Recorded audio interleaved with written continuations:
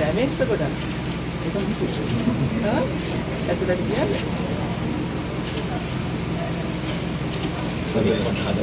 ඒකත් එහෙම මෙයාලට තිබ්බේවට වඩා හොඳම බඩු හම්බෙන්නේ. ඒ නිසා මේක වෙච්ච එක අපි ආශිර්වාදයක් කරගන්න ඕනේ. මේ බදු දිස්ත්‍රික්කයේ පැවතුන අධික වර්ෂාවත් එක්ක පාසල් ගොඩාක් විනාශයට පත් වුණා මැඩම්. ඒතර මැඩම් මේ වෙනකොට අපිට ආරංචි වුණා පාසල් 7ක් ගොඩ ගන්න බැරි තත්ත්වයක තියෙනවා. ඒතර මැඩම් මොන වගේ දෙයක්ද ඌව පළස්ස බව දෙන දායකත්වයේ ඉදිරියට. අපි හිතනවා ඒ හයියත් එක්ක අපිට ඉදිරියට යන්න පුළුවන්. ඌව පළාත නැවත ගොඩ නගන්න විතරක් නෙවෙයි තිබ්බ තැනට වඩා හොඳ තැනකට ගේන්න තමයි අපි මේ උත්සාහ කරන්නේ. ඒ පාසල් 7 පිළිබඳව අපි NBRO එකේ වාර්තාත් අනුව ඒවා වෙන තැන් වලට ගෙනියන්න ඕන නම් ඒක අපි කරනවා.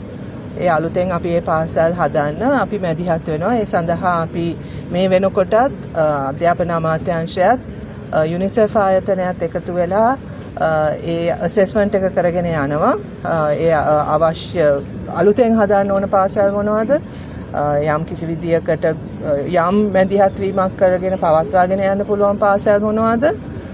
ඒවා අපි වර්ගීකරණය කළා අවශ්‍ය විදියට තිබ්බටත් වඩා හොඳ විදියට ඌව පළාතේ දරුවන්ට අධ්‍යාපනයට කිසිම බාධාවක් නොවන විදියට ගෙනියන්න පුළුවන් පාසල් බවට අපි පත් කරනවා. ඒක තමයි අපේ අදිෂ්ඨානය. මැඩම් පාසල් තුලත් කඳවුරු තිබෙනවා. අවතන් කඳවුරු මේ සඳහා මොන වගේ වැඩපිළිවෙලක්ද තියෙන්නේ දැන්? ඔව් ඒක තමයි අපි සාකච්ඡා කරන්නේ. මොකද අපිට පාසල් ජනවාරි මාසයේ 5 වෙනිදා විවෘත කරන්න ඕනේ.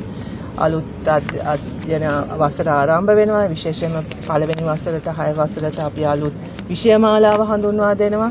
ඒ නිසා අපි 5 වෙනිදා වෙනකොට පාසල් යථා තත්ත්වයට පත් කරන්න ඕනේ. එතකොට අපි යෝජනා ගණනාවක් ගෙනල්ලා තියෙනවා. ඔබ දන්නවා ජනාධිපතිතුමා සහන පැකේජ් එකක් ප්‍රකාශයට පත් කරලා තියෙනවා. අපි මුදල් දෙනවා අවශ්‍ය නම් රෙන්ට් එකට කොහේ හරි යන්න. එහෙම නැත්නම් අලුත් ගෙවල් හදන්න. ඒ සියල්ලටම අපි වැඩපිළිවෙලක් යොදාගෙන තියෙනවා. නමුත් අතරමැදි තැනකටත් එන්න පුළුවන් වෙයි. යම් කාලයක් අපිට පාසල් කිහිපයක් එකතු කරලා ළමයින්ව ගෙන්නන්න වෙයි. නැත්නම් తాවකාලික තැන් හදන්න වෙයි. ඒවා අපි සැලසුම් කරනවා. නිවාස ලබා දීමේ දැන් කොයි වගේ වැඩසටහනද තියෙන්නේ? නිවාස ලබා දීමේදී දැන් තාම යන්නේ අපිට ඒ නිවාස මොනවද කියලා හරියට හඳුනා. මම හිතන්නේ පූර්ව වශයෙන් නිවාස 600 පූර්ණ වශයෙන් 600කට ආසන්න මේ පළාතෙම තියෙනවා. ඌව පළාතෙම. ඒකට අපිට ඉඩම් හොයා ගන්න ඕනේ. ඒවට ඊට පස්සේ NBRO එකේ අනුමැතිය ලැබෙන්න ඕනේ. ඒවා ආරක්ෂිත තැන් කියලා.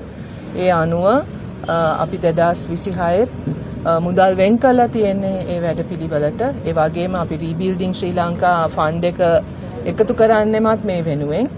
ඉතින් අපිට විශ්වාසයි 2026 තුල ඒ අවශ්‍ය ප්‍රතිපාදන ලැබිලා ඒ අලුත් නිවාස හදන්න පුළුවන් වෙයි කියලා.